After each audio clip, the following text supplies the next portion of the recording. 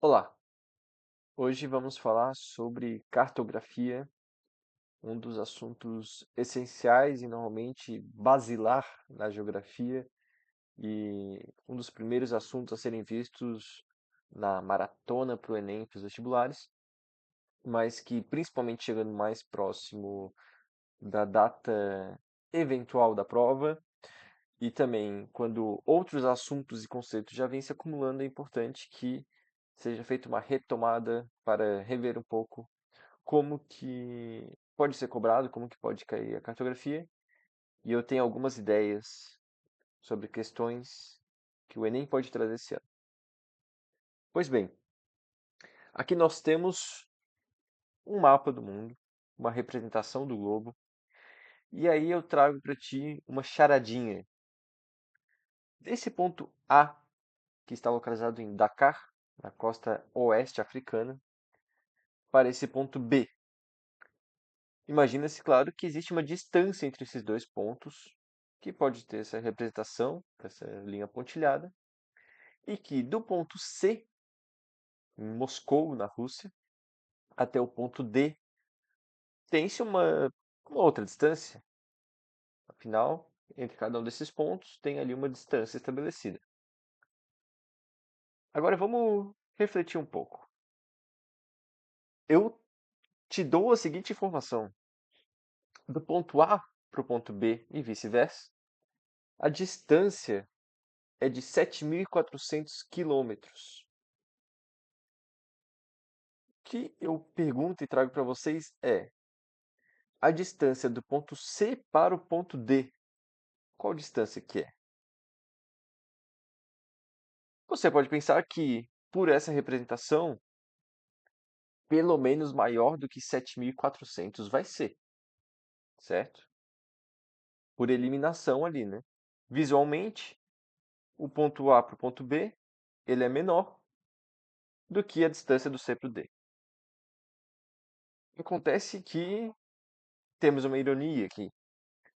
Não só do ponto A para o ponto B não é a mesma distância que para o C ao D, mas sim esse primeiro trajeto é muito mais distante do que o segundo. Isso acontece por uma ilusão de ótica, uma deformidade causada dentro da ciência cartográfica e que é importante a gente pensar sobre. Distorções acontecem em todo e qualquer mapa, certo? Toda e qualquer representação cartográfica vai ter uma distorção. A questão é que a gente tem um paradigma de que apesar que a cartografia, né, o que se escreve nas cartas, que são representações planas, vão ter sempre uma distorção, porque na transposição de um objeto bidimensional para um objeto tridimensional, ou melhor, de um objeto tridimensional, que é o planeta, para um objeto bidimensional, que é um mapa, que é uma carta, sempre vão ocorrer distorções, certo? Então esse é um paradigma. As distorções vão acontecer de qualquer forma. A questão é como que vão acontecer, certo? O que é muito enfático é o objetivo que um mapa vai definir qual distorção vai ser maior, qual distorção vai ser menor. É uma decisão, é uma seletividade. Por exemplo, aqui temos duas projeções, dois tipos de mapas diferentes, sobrepostos, e vejam como eles são diferentes, né? Como são discrepantes. E aqui, a fim de ilustração, eu vou trazer nesse mapa que traz os contornos em verde, né? Veja bem como que se posiciona aqui a América do Sul em comparação com essa representação que traz o contorno, né? Veja aqui como é bem menor a América do Sul, o próprio posicionamento é muito diferente, né? Então esses são exemplos de que as representações podem ser muito discrepantes. Qual que está certa, qual que está errada? Nenhuma. Qual que cumpre melhor a sua finalidade? Aí é o que a gente vai descobrir. O mapa ele é uma necessidade, então desde o início das navegações em todo esse processo por questão mercantil, comercial, cultural, política. Acabou que se desenvolveu essas cartas, esses mapas como tecnologias para identificação e conhecer também, por exemplo, baías naturais, né, portos naturais que são mais seguros para atracar os navios, para fazer suas trocas comerciais e por aí vai. Então, para conhecer um lugar, o mapa ele era fundamental. Para ter o domínio desse lugar, primordial. O uso do espaço e dos recursos, a conquista e a apropriação do território e também o Enem, ao final do ano, são fatores importantes para a gente ter o conhecimento desses mapas, dessas cartas, dessas plantas, ok? Então aqui já foram desenvolvidas formas diversas em todas as sociedades de representações, né? Aqui temos numa rocha, né? Babilônica. Então, da Idade da Pedra, já tinha esse desenvolvimento dos mapas, que era ali uma representação das áreas cultiváveis, de onde estavam os animais, as moradias, os cursos d'água, e também mitos criados sobre os mapas, né? Então, aqui, por exemplo, no contexto da Idade Média, esses anjinhos, esses angelicais seres que estão no contorno do planeta, soprando, né, levando os ventos, o que hoje a gente estuda como sendo as massas de ar, ou em outros sentidos também as correntes convectivas e tudo mais, eram apropriados a partir do sentido também mitológico ou religioso. E para além disso, limites ainda não explorados, principalmente dos oceanos, tinham figuras mitológicas também, apropriadas a partir da crença de qualquer localidade. Certo? Agora, prestem muita atenção. Esse vídeo, esse GIF, vai trazer um pouco da exploração dessa parte mais visual de por que um objeto tridimensional posto num plano bidimensional tem suas distorções. Imagine um planeta, essa esfera, quando ela se abre, ela fica com seções, com lacunas, onde ela não é preenchida, certo? Vamos repetir para ver com mais calma. Vejam, é separado em seções, como se fossem cortes, e ficam lacunas que, para ser preenchido num plano, precisa ser puxado. Quando tem esse movimento de esticar, geram as distorções. Nesse sentido, é fundamental saber pontos cruciais da Terra. Primeiro, essa linha que faz um corte horizontal ao meio do planeta. Depois, a linha que faz um corte vertical no meio do planeta. A linha que faz o corte horizontal é a linha do Equador e divide os hemisférios norte e sul. A linha que faz o corte vertical divide os hemisférios leste e oeste, oriental e ocidental. Percebam aqui o planeta e faz este movimento de rotação. Algo importante de ser colocado. Nesse movimento de rotação, essa linha. Opa, melhor fazer com outra cor. Esta linha que está traçada horizontalmente, ela vai ser a mesma em todas as seções que ocorre este giro. Agora, a linha vertical, a gente tem diferentes atribuições. Percebam aqui. Percebam aqui. Deixa eu corrigir aqui. Maravilha. Mais uma vez, a fim de seguir com a explicação. Percebam que são diferentes seções verticais. É crucial saber disso pelo seguinte motivo. Quando uma localidade está na linha do Equador, certo? Então, bem no meio do planeta, ela sempre vai estar na seção de 0 grau.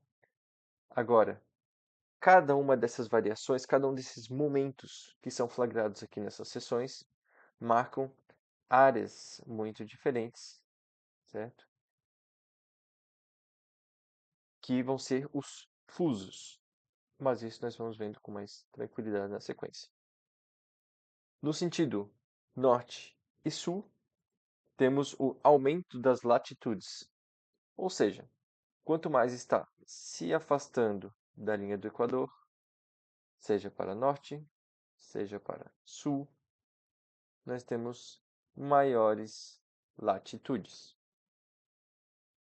Quando nós estamos nos afastando do meridiano de Greenwich, que é a linha que corta verticalmente o planeta, nós temos maiores longitudes. Ok? A latitude, em especial, é fundamental para saber o quê? As zonas climáticas do planeta. Isso é um assunto diferente e abordado em outro contexto. Mais uma vez aqui para ilustrar, os meridianos, a exemplo do principal, que é o meridiano de Greenwich, percebam que os meridianos, eles se encontram na porção do extremo norte e extremo sul do planeta. Também aqui nessa seção de baixo vai ter esse encontro. Já os paralelos, por exemplo, a linha do Equador, não vão se encontrar. Okay? Então, uma vez que um paralelo circunda, ele sempre vai fazer esse movimento aqui de retorno. Ok? Por isso também, os meridianos, quando tem o inverso dele, então na outra porção, é chamado do antimeridiano. Agora aqui nós temos duas diferentes representações, dois diferentes mapas que ilustram diferentes necessidades, diferentes demandas para serem expressas. Como todo e qualquer mapa tem suas distorções, o autor do mapa tem que escolher se ele vai distorcer a área ou a forma dos mapas. O fator que será menos essencial para a representação vai ter uma maior distorção. E, em alguns sentidos, uma sensação de estranheza, uma vez que nós estamos habituados com um tipo específico de representação. Certo? De novo, aqui nós temos um mapa posto sobre o outro, e se vocês se atentarem aqui nos tracejados em preto, né, dos continentes, essa representação ela nos é muito mais familiar, muito mais usual e nos causa zero estranhamento em relação com essa outra projeção que, em especial aqui nas altas latitudes, nós percebemos um fator de achatamento, ou seja, esse contorno, o desenho que tem um país, um continente, uma região, nos parece pouco peculiar. Nesse sentido, é importante entender as propriedades. As projeções conformes alteram as áreas e preservam as formas. Por isso, conforme. As projeções equivalentes alteram as formas e preservam as áreas. E por que equivalente, afinal? Justamente por preservar as áreas, as relações, as proporções entre os diferentes continentes vão ser respeitados. Okay? Esse detalhe é bem importante. E as projeções equidistantes, que fazem ali uma mescla. Alteram as formas e as áreas dos continentes, mas preservam as distâncias. E além dessas características, né, dessas propriedades, é importante saber quais as técnicas que são utilizadas nas projeções. A primeira, que é a mais popular, é a projeção cilíndrica, onde quanto mais afastado está uma localidade da linha do Equador, maior a distorção, seja na área ou seja na forma. E também a questão das altas latitudes. A linha do Equador, baixa latitude, à medida que vai caminhando para o norte ou para o sul, essa latitude se torna moderada ou média e posteriormente alta latitude. Nessas altas latitudes, é onde teremos as maiores distorções na projeção cilíndrica referenciada pela linha do Equador.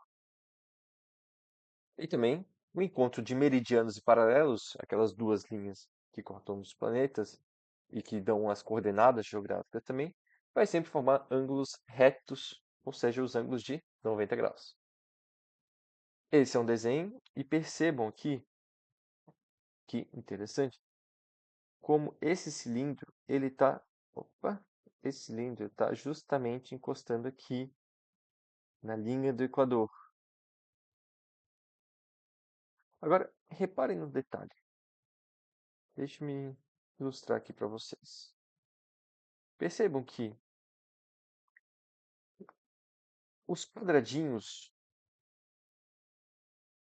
nessas baixas latitudes próximas à linha do Equador, eles têm um tamanho, né? Eles são bem simétricos, né?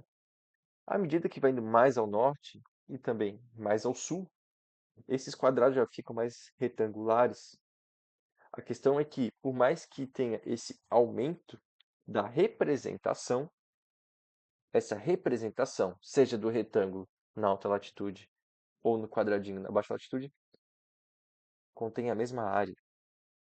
Isso explica um pouco a questão das distorções, em especial da visão aparente das altas latitudes. Mais uma vez aqui. Agora prestem atenção nas altas latitudes como ganha terreno, como ganha porção de terra, como visualmente se expande. A cada um desses processos, quando vai costurar, digamos assim, essas diferentes frações do globo e também aumentar para caber na carta, cresce muito essas altas latitudes, enquanto que as baixas latitudes ficam sempre num tamanho mais ou menos padrão. A projeção de Mercator, nesse sentido, é das mais fundamentais de se conhecer, uma vez que é a mais popular. Ela foi utilizada no período das navegações e, no contexto das navegações, o fundamental era conhecer o contorno dos continentes, principalmente para saber onde conseguir atracar e fazer suas rotas. Nesse sentido, o Mercator tem, nessa projeção, uma grande distorção das áreas abordadas, de novo, das áreas das altas latitudes. Se diz que ela é uma projeção eurocêntrica, por privilegiar a Europa no centro da representação, e que, com o aumento dessas áreas, a Europa e as altas latitudes, a América do Norte, enfim, aparenta ser muito maior. As porções também do Sul aparentam uma proporção menor em relação às áreas do Norte. Então, todas essas questões vão fazer com que o Enem em especial, né, as provas um pouco mais críticas, com apelo um pouco mais social, visualizem essa projeção, problematizando um pouco a ótica e a lógica de por que que ela é feita dessa forma. Então, aqui mais uma vez posto, né, como aparentemente, né, as altas latitudes são tão recheadas, né, tão cheias de terra. Outro fator que faz com que a gente tenha esse fenômeno é que nas águas do sul, nas médias latitudes aqui, nós temos pouquíssimas áreas de terra, né? E com essas pouquíssimas áreas de terra, a distorção que acontece também no hemisfério sul, ela afeta pouco a nossa visualização dos continentes e do tamanho dessas áreas, porque é água, né? Então acaba que a gente não visualiza esse aumento expresso nos contornos dos continentes. E aqui mais um contexto, né? Visualizem aqui, por exemplo, a Groenlândia, né? Olha só o tamanho da Groenlândia, meu povo. Em comparação com a África, elas parecem basicamente do mesmo tamanho, né? Talvez a Groenlândia até maior, mas a gente vai ver que na realidade é bem diferente. A projeção de Peters é uma projeção que foi feita já na década de 70 com uma reivindicação um pouco mais crítica.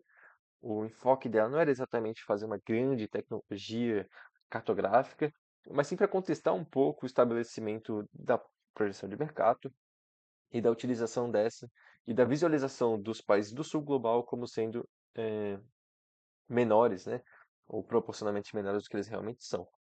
E aí tem aquele efeito de nas altas latitudes, um achatamento. Então, aqueles países, os Estados Unidos, a Europa, a própria Rússia, fica parecendo que está sendo achatada, né, por essa representação, por conta da preferência que o mapa faz ao elaborar.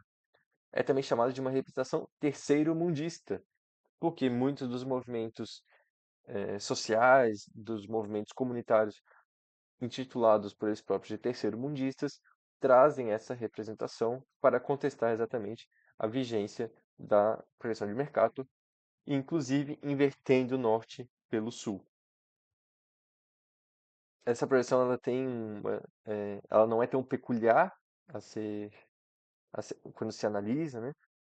Ou melhor, ela tem essa estranheza mesmo, essa dificuldade de interpretação, mas que ela não está tão certa ou não está tão errada quanto a projeção de mercado, ela só tem diferentes finalidades. E aqui essa projeção de Peters, onde dá para ver, perceba a volúpia que tem a África aqui nesse mapa, né? A África ela está no centro e grandiosa, né? E aí perceba que a Groenlândia, como ela fica diminuta se comparado com a projeção de mercado, né? Então, a Ásia, né, em especial ali o sul da Ásia, China, Índia, os países africanos, sul-americanos, eles têm uma maior proeminência em comparação com a outra projeção. E aqui mais uma imagem para vocês perceberem, bem ampliado, bem bonita essa representação. A projeção cônica, uma outra tecnologia, ela é projetada sobre um cone que está abarcando algum paralelo da Terra. Talvez vocês já tenham visto algum filme aí dos Estados Unidos, ou canadense, ou europeu, que tem um mapa só dos Estados Unidos ali, ou um mapa só da América do Norte. Esse é um exemplo de uma projeção cônica. E é utilizado em especial nas médias latitudes para ter um grau de definição, um grau de detalhamento melhor dos contornos e da área dessas localidades. Essa projeção aparenta ser um leque e também tem suas distorções, claro, mas muitas vezes são feitos os cortes para que se tangencie somente a parte pretendida, né? Então aqui, por exemplo, vamos imaginar na América do Norte, né, o paralelo de Câncer, que tem aqui, né, está passando mais ou menos por aqui. E aí, essa área que está sendo compreendida por essa projeção, ela vai ser melhor atendida. Então aqui, por exemplo, nos Estados Unidos, ou no Canadá, né, na América do Norte, vai ter um grau de resolução muito bom para esse mapa. E aqui, a América do Sul, ela já passa a ter uma distorção muito grande na sua área, né? Ela vai aumentando, mas isso é desconsiderado na hora de elaborar o mapa como um produto. Ok? Então vejam aqui, né, uma visão ampliada, como fica muito grande a América do Sul, né? E fica é, com uma distorção bem acentuada na Argentina, aqui em especial no Chile, mas isso é descartado na hora de fazer o produto cartográfico de fato. E o outro tipo de projeção que a gente vai ver é o azimutal ou plana, que intersecta o globo somente num ponto. E nesse ponto se tem uma grande resolução, certo? Em especial nos extremos, né? No Polo Norte, no Polo Sul, né? No caso da Antártica, é utilizada essa projeção para que tenha um detalhamento. Afinal, em todas as outras projeções, as altas latitudes ficam exageradamente grandes, ok? A representação da ONU ela também utiliza, né, esse tipo de projeção no seu símbolo. Então vejam como que encosta somente num ponto, né? Somente num ponto. E aqui as distâncias em relação aos outros continentes, as outras porções de terra, são a mesma, né? São estabelecidas por esse raio aqui. Então até essa característica também radial na representação. Aqui é o símbolo da ONU, né, representando a paz, a harmonia entre as nações, né? Sabemos que essa é uma missão muito dificilmente cumprida por essa organização, às vezes até dificultada por ela, mas aí é um dos usos dessa projeção azimutal ou plana. E aqui uma representação que é bem bacana de ser observado, Percebam aqui no canto esquerdo que a gente vai tendo onde que está sendo encostado no planeta a representação cartográfica e como que esse efeito é expresso no mapa. Perceba que à medida que vai subindo, esse leque ele vai se abrindo e as distorções também vão se modificando e os lugares melhor representados vão sempre ser aquele que a linha ou, ao final, o ponto tangencia. Então percebam, ali no topo vai sempre mostrando também, né, o grau, vai chegar até os 90 graus, que é o extremo norte.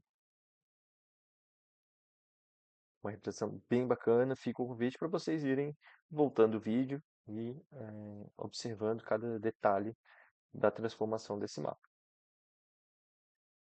Uma reivindicação muito forte também junto dos movimentos sociais é de que o nosso norte é o sul, a parte da questão da orientação da Roda dos Ventos, por conta de que os povos latino-americanos e africanos, asiáticos também, sempre vendo sua porção de terra, né, o seu território, o seu continente, a sua cultura sendo representada numa hierarquia abaixo daquelas do norte, passou a reivindicar e questionar um pouco sobre o porquê dessa ordem, né, o porquê desse estabelecimento do sul ficando abaixo, sendo que a Terra é um planeta que está aí navegando pelo espaço e que no espaço não existe norte e nem sul.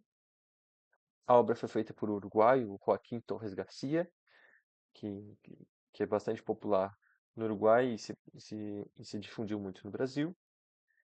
Essa obra aqui, ela acompanha também uma poesia. Nosso norte é o sul.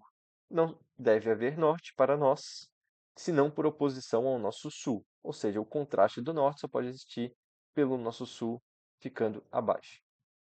Por isso, agora pomos o mapa ao inverso. Então já temos a exata ideia de nossa posição, e não como querem no resto do mundo. A ponta da América, desde agora, prolongando-se, assinala insistentemente o sul, o nosso norte. Então ele traz também essa referência aqui, uma questão até poligonal, né, geométrica, do norte, ou melhor, né, do nosso sul, apontando para o topo, uma referência ao céu, às estrelas, enfim. Então, uma representação muito bacana, contestadora e que até hoje reverbera em questionamentos. Também aqui a posição de Peters utilizado como sendo o sul invertendo o norte. Perceba, né? O mapa ele não está de ponta cabeça. Olhem o título do mapa aqui, ele está certo, né? A escrita, o título, ele não está de ponta cabeça. Brasil aqui, embora esteja em inglês, né? Enfim, não está escrito de ponta cabeça. É um mapa mesmo que inverteu as orientações, né? E até no sentido, de repente, de estética, para mim, pelo menos, faz mais sentido, né, que essas porções maiores de terra fiquem mais abaixo, né, por conta de uma questão de base, né? Uma base mais larga, né? Mas aqui é só uma questão de, de afinidade, né? Com como se aparenta esse mapa, ok? E aí nós temos aí nesse ano, né, o novo mapa do IBGE, que traz questões muito importantes. E aqui eu acho que é bem factível que a gente tenha cobranças vindo dentro do Enem, ok? Trazendo aqui, né, o mapa de fato, né, a gente percebe o quê? Fatores muito interessantes, né? Primeiro, que o Brasil ele está postado no centro do mapa, né? Então, o Brasil ele não está colocado numa posição subalterna em relação ao mapa, ele tem uma centralidade. E não é que, e é muito importante, não é que o meridiano de Greenwich muda, o meridiano de Greenwich segue passando aqui nessa mesma porção, segue passando ali em Londres, né? Segue passando pautado pelo Reino Unido. Mas a gente utiliza para nós um outro meridiano para nos referenciar, né? E até aqui, nessa, o arquivo é um pouco pesado, ele fica um pouco lento. Aqui a gente tem o grau, né? 60 graus a oeste do meridiano de Greenwich, que é o meridiano zero, ok? Outros pontos bem interessantes de perceberem é que esse mapa traz a Amazônia Azul, então todo esse domínio brasileiro e que tem essa questão também ecológica e pautado no meio ambiente, da importância de toda essa porção aqui pela sua riqueza de vida, né? Pela sua riqueza tal qual a Amazônia verde, a Amazônia aqui na parte continental, porém num posto marítimo. E aqui essas partes que estão mais circundadas são as ilhas brasileiras, né? Por exemplo, aqui Fernando de Noronha.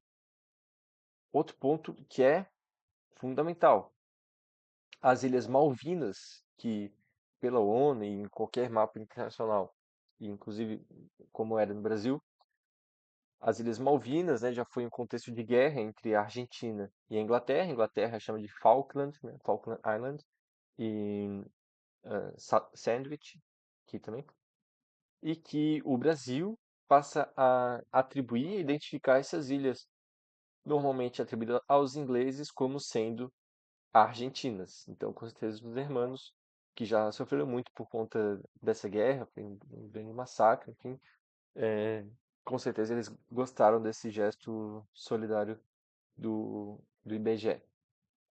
Outro ponto pertinente, tá? E olha só como se liga aqui a questão de atualidades, né? Percebam que o Brasil reconhecendo tanto Israel enquanto Estado, e aí o Brasil foi fundamental, né, na consolidação do Estado de Israel, na década de 40, na ONU, mas também a Palestina como sendo um Estado legítimo, ok? Então, muita atenção com esses detalhes, que pode ter relações aí da cartografia com a geopolítica. O que mais? Ah, tem mais coisa, tá? Tem mais coisa. Veja bem, aqui no contexto da Rússia e da Ucrânia, percebo que essa porção de terra, perceba, né? Os países aqui em verdinho são os países membros do G20. A Ucrânia não faz parte do G20. A Rússia faz parte do G20. Onde que não está pintado de verde? A Crimeia. Então, mais uma grande questão de geopolítica relacionada com a cartografia. O Brasil reconhecendo a Crimeia como sendo um território aí ucraniano, afinal, não está pintado de verde, ok? O que mais? O que mais? Tem mais coisas, né? Aqui, como eu falei, em verde, né, os países membros do G20 e no verde mais escuro, enaltecendo o Brasil na legenda aqui, né? País membro do G20 na presidência em 2024. Essa presidência ela é rotativa e a gente tem o Brasil como sendo presidente neste ano vigente 2024. Ok? O que são esses pontinhos aqui? São lugares, né, são países onde o Brasil possui uma embaixada. Então, percebemos como está espraiado pelo mundo, né? Isso é muito importante para a diplomacia. O Brasil é um país formador de grandes diplomatas, como o Brasil está bem espalhado pelo globo a partir dessa diplomacia. E tem diversas outras questões interessantes aqui de serem percebidas. Esse mapa ele pode ser, ele apesar que ele tem um custo de envio, etc., para o IBGE, mas ele pode ser baixado gratuitamente em alta resolução no site do IBGE, ok? Então, voltando aqui para os nossos últimos detalhes, né? Opa, vamos só dar uma reconfigurada aqui. Maravilha, maravilha. Escala é outro aspecto interessante, tá? E aqui entra uma questão matemática, inclusive, né? Percebam aqui que a escala, ela é uma fração, ok? Quanto maior vai ser o denominador dessa fração, menor a escala e menor o grau de detalhes. Quanto menor o denominador, maior a escala e maior o detalhe. E se diz que maior é o grau a riqueza de detalhamento, né? E aqui para ilustrar, vamos pegar como exemplo essa própria representação, ok? Vamos supor que a gente tem aqui uma fração, né? Alô, dudes! Temos aqui uma fração. 1 sobre 4. 1 sobre 4 equivale a 0,25, tá certo? É mais ou menos isso, né? Já o número 1/10 equivale a qual número? 0,1. Perfeito, né? Transpondo aqui para o decimal. Agora, entre 0,25 e 0,1, qual que é o maior número? 0,25, certo? Então, muitas vezes, a pessoa pega, o estudante pega, olha aqui esse número, esse denominador gigante, e pensa que por conta desse número ser gigantesco e pela área que está sendo observada ser maior, pense que a escala também é maior. Só que não, porque a escala é uma relação de fração. Então, quando o denominador for menor, maior vai ser o resultado dessa fração e maior vai ser a escala com todos os seus detalhamentos, ok? Então aí uma correlação bonitinha entre a matemática e a geografia, certo? Outra questão interessante aqui, essa representação dos mapas, eu vou trazer aqui para vocês, que traz o tamanho real dos países e como que visualmente a gente pode se confundir quanto a algumas questões, né? Aqui a gente tem a projeção de Mercator, ok, de fundo, para ilustrar esse mapa. E aí, o que ele faz é permitir pegar os países e arrastar para outras latitudes. Então perceba que a Groenlândia, é que tem tanto patrocínio aqui, não, mano. A Groenlândia, à medida que ela vai se aproximando da linha do Equador, olha como ela vai murchando, minha gente. Meu Deus, fica toda miúda. Uhum. Vamos ver aqui os Estados Unidos também. Estados Unidos é interessante pegar. Se não me engano, tem inglês. Aqui, United States. Aqui, no caso, contíguos 48 são os estados contínuos, né? Continentais.